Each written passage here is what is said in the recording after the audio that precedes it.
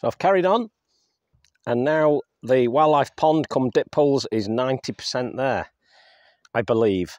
I've yet to sort the edging out properly, as you can see. You can still see that. I don't want to make no rushing at the minute. I wasn't going to do this video today, but I got excited and filled it up because I need to find the levels, decide how I'm going to how I'm going to edge it really. And I've got an idea, I've got a couple of ideas. One can be rocks going all the way round the edges, and this is simply to stop the soil dropping in from here, because all that there is soil and it will drop in from around it. And the one thing we have to do is stop that happening. So that won't be something I'm going to be doing in the next couple of days, but I may get to it in the next week. Now you can see it's filled up like a pond, and that's practically full. I've used a hose pipe to fill it up because I needed to find the levels to see if there's any improvements that can be made. And I said I was doing a little bit of a secrecy thing, and there they are. The rocks have come into the pond, and what they've done is this section here is like a causeway, and I've got some more gravel. I'm going to lift that even higher than that, so it looks like a little walkway across, and that's for the wildlife to come on and off. I've put the dustbin there. I wasn't going to put it in, but as I progressed, I saw the perfect spot for it, and that's right there. I've put some gravel into the dustbin lid to help wildlife. Any wildlife that lands on there can get in quite safely. And I've never had problems before with them getting in and out of dustbins, because the bigger birds tend to go for these types of thing, like the dustbins, because it's a lot deeper, so you have to be careful. You have to be conscious of little birds jumping in and drowning. It's happened before. I've had it happen at previous places. So there we go. It's been a bit of a process, and I'm yet to get there. Like I say, probably 90% of the way there once I've got that edging done. Now the black plastic you see at the top, that section there, I'm going to run that into the grass, because what I want is that gravel to actually make its way up into the garden, so that we have a gentle slope coming down. And I'll put more gravel along there, so that's why I've left that so long, because I was suspecting that's probably what I would do. So I'll take more of the grass away and graduate it down to the pond, or the wildlife pond, dip pools, and then we shall it should look a lot better. Now, one thing I'm considering doing is I've got some more of these big rocks that I've rescued from somewhere else, and I think I might just put one or two at that side of the bank, which could add more interest as we go along. Now, remember, there's a lot of planting around this pond that you're not going to spot yet. You'll not see it till the summer or spring, when things start coming up, and then it's going to just change it again. You're going to then get the idea. I mean, it's looking pretty good at the minute. I mean, I'm chuffed a little mint balls, to be honest. I think it's brilliant. It ain't been feeling well, but I've cracked on with it. It's made me feel a lot better. And once you've got to this stage, you know, once you've got to this stage, this is what makes it all worth it. I just wish I had a bit more time today to get on with that. Well, the weather's still with me, but I don't really want to do any more, because I think I've done just about enough for today, and I don't want to knock myself back. So, but I'm happy with that. So yeah, I think the one thing as I'm looking at it, I do want that causeway there, which you can't really see. If I go closer, maybe, yeah, you can. There's the gravel, and I want that to be more distinct and a little bit higher. And I don't want to put any more sandstone down there. Now, I recognise that this is in water, the sandstone, and sandstone's not the best for putting into water, because it does crumble at some point.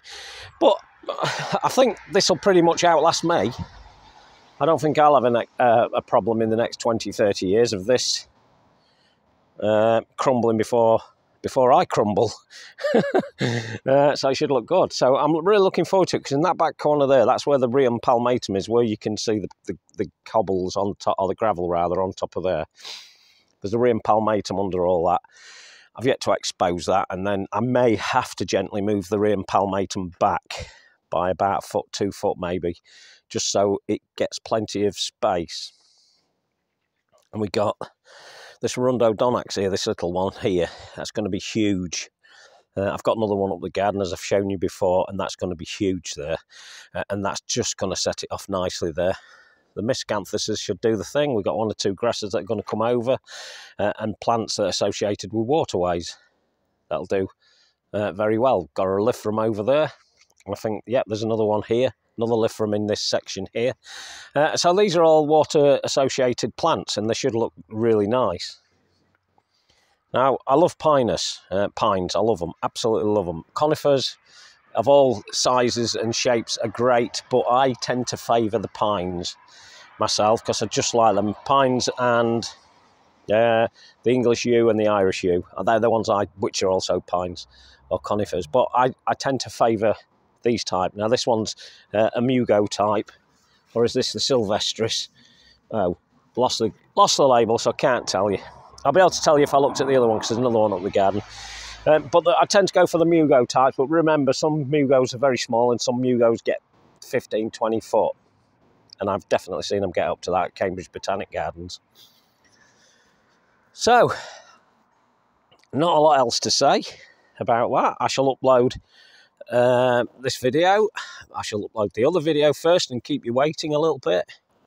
And then I might upload this one, but you won't know that. You won't know what I'm doing, so I don't know why I'm telling you, really. So yeah, we've put the gravel down as you saw in the last video, and then the rocks have come in to create this escarpment, which I quite like. I've done it before in another part of the garden. It always looks good. I find these rocks around places, so I don't pay for much. Pretty much the only thing I've spent on this is for the liner and the gravel, and that's pretty much all I've bought in there. So probably 100 quid I've spent on that. That's all I've had to spend to create that. A lot of time, admittedly, a lot of time to do it, but it's been worth it. Now the edging, that will be the 10% that I've got to finish, and that will be the hardest bit. I've plenty of access to it now because I can come in from the sides. The only thing I've got to be mindful of, I've got to start this before the plants start their regrowth, which will be spring, or I'll end up damaging loads of them. But I fully intend to at least try one side during this winter break, and it should look okay then we can see whether that's going to work or not. The only thing I won't have done is the front edge there. That won't be done because, as I've said, I want to dig that. I say it won't be done. It might be. I'm a bit like that. I say I won't do it, but I might do. But as I've said, I'm going to dig that in so that pretty much remain where it is. I shall dig out the grass. It'll sit down in it. There'll be rocks going in from this side. The gravel will come up and onto it and almost hit the grass. So at that point, I'm going to have to put some sort of an edge in as well here, just to stop, well, me driving over, really. Something as simple as a piece of wood would do it. A chunk of wood all the way across there would look quite interesting. But we'll not make any decisions yet. We'll decide that as and when I get to that bit. So there you go. Done. Love it. I love this creativity in gardens. It's lovely. And when the sun's shining like it is at the moment, it changes things completely. Last week, you remember, we had heavy frost. There was no way I was going to do this last week. But it's just happened to fall good over the last 2 days. It's looking good. Let's view it from over here. Yep, that's just going to look absolutely superb. And the garden is a bit of a journey, as I've said before. And we do lots of little things around the garden. So putting paths in around places to take you around the garden on a journey. Remember, never squash paths into something, and when they don't need to be there, don't put them in. Paths are for walking around, access, and maintenance, and to add an interesting journey. And as you can see, the paths are doing just that. They bring you down to this pond now, and it makes sense. And wildlife are going to absolutely love this. I've got no doubt within 10 minutes of coming away from this, I shall find things like the robins dipping in there to get some water. It's a bit murky at the minute because the gravel is a bit... I've washed the gravel, so it's got muck on it. Give that another 2 or 3 hours or tomorrow, and that should have settled down, and the muck will drop to the bottom. Yeah, so that's created the next part of the journey, but I've not completely finished, and things could change again. Some of the planting could change, because every time you change a part, you tend to want to change parts of the planting, because sometimes they work and sometimes they don't work. And to be quite honest, I'll have to wait till spring to see if what I've done in September, when I changed bits around this, whether they will work or they won't work. They will be self-explanatory at that point.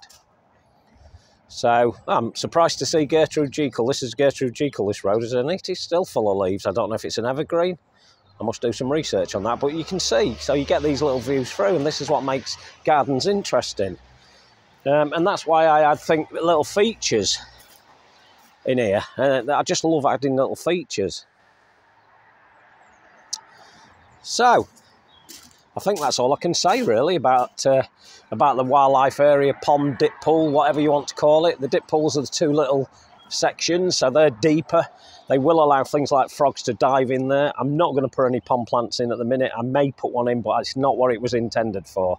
We shall see what happens. You never know, I might want to keep the water clear, which would definitely help. But if I do that, I've got to be mindful that they grow, and I need to keep on top of them. But we'll see. We're lucky here. We've got a place called Lincolnshire Pond Plants. It's literally a mile up the road from here. So we may get some of their stuff, see what happens. Nothing too invasive. That's why I tend to favour things that sit round ponds rather than in ponds. I don't want a pond as such. I just wanted something to water the wildlife, and I think that's going to do it. I know I'm repeating myself on this, but that's what I wanted. I want the wildlife to come in. I will put a camera somewhere up there near the shack, aiming down here, or I may even put it up here in the corylus, and let's see what comes in, because that could be interesting as well. That's great. I've got a friend who lives not far from me. He's got a wildlife camera. He's not only filmed pheasants, but he's also had a fox, a badger, and muntjac, a red deer, all coming through his little wooded part, a little wooded path. It goes into a little wood. And it's amazing how much wildlife you can capture that you never realised was coming in.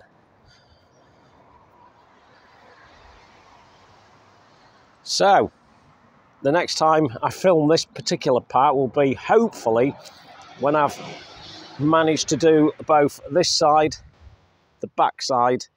I'll probably do another video when I've done those, and then we'll concentrate on the final video doing this front area here. But I'm sure over time I'll probably do other videos on it. Who knows? There you go. The wildlife pond with its dip pools. I'll talk to you later. Ta-da.